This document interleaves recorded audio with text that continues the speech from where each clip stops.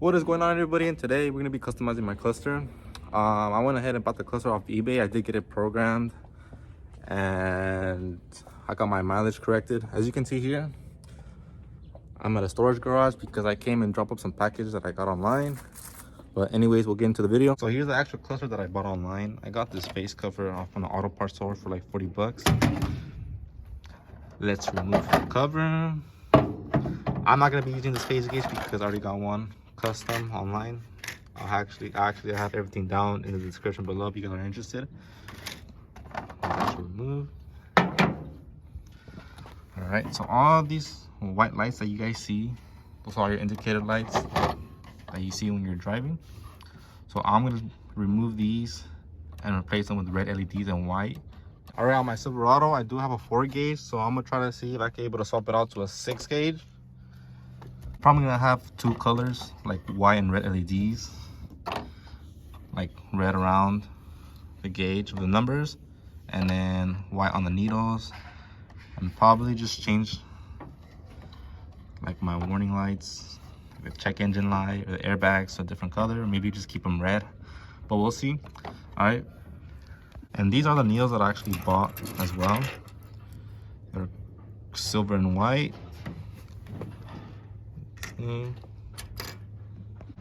All right, so I have everything set up in the table. I'm gonna be using this iron solder that I got off from Walmart, this electrical rosin core solder that I bought off from Home Depot, and then I have my LEDs here. I went ahead and just plugged in my solder. All right, so I'm gonna go ahead and start removing this indicator light. Just heat it up a bit. Just go ahead and just add a bit of more solder into it. I thought it may help you remember. Never make me sexy. Yeah.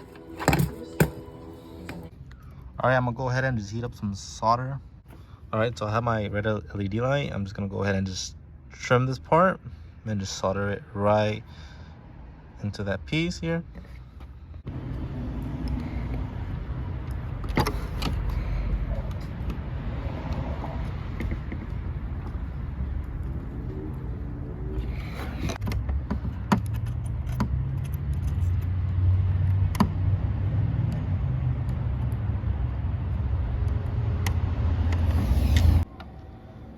And they're red.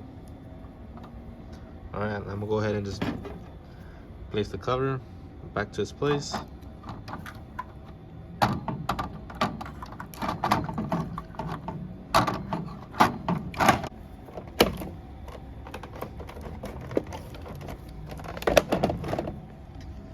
All right, looks like we have our gauge set. All right, guys, so I'm gonna begin to remove out the cluster with this T15 torque screw. I'm just gonna go ahead and just go under here. And then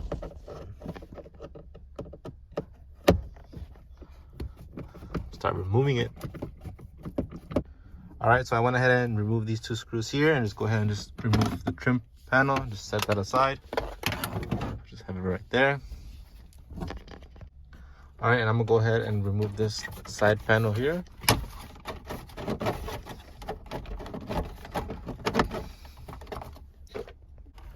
All right, and just set this aside.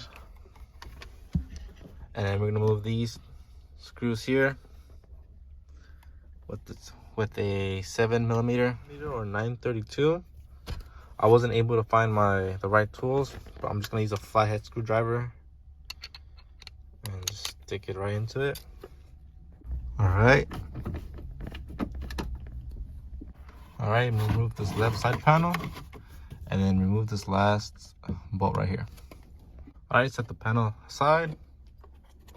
All right, and then just go ahead and remove these last 2 screws here. All right, with the same 7mm.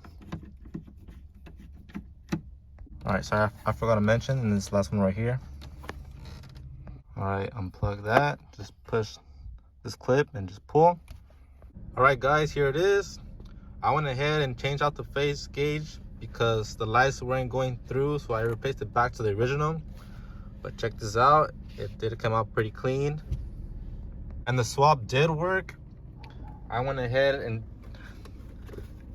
swapped my 4 gauge to a 6. If you guys want to do this, you guys can. Just make sure it's the same indicator, like the 4-speed or the 5-speed indicator they have on the Silverados, and make sure you do get it programmed and your mileage corrected. If you guys want to do this, you guys can, but I highly recommend buying another cluster and trying out yourself, because if you guys do it on your actual cluster and all of a sudden your speedometer is not working or your lights all of a sudden are not turning on, and then you're gonna have to go spend more money to get it fixed. But I highly recommend you buying another cluster so you guys can try it out yourselves and see if it works. And yeah, so installing the LED lights, they're very easy. You just gotta be careful how when you replace the speedometer back to its place, because sometimes when people actually try to replace it back, all of a sudden it's not working. Luckily mine are able to go back to its place. But yeah, I'm just happy that the lights turned on, the speedometer went back to its place. The only thing right now, my parking meter and the mileages are not shown for some reason, because when I was putting, like I said, when I was putting the cluster back to its place, all of a sudden it went out. I think I accidentally hit the side of the cluster that made it go out, because these are very sensitive. But I'll check into that later. I'll probably get it fixed myself. It's very easy. If you guys enjoy this video, please make sure to subscribe, leave a like, make sure to comment, share this with your friends, and we'll see you in the next video.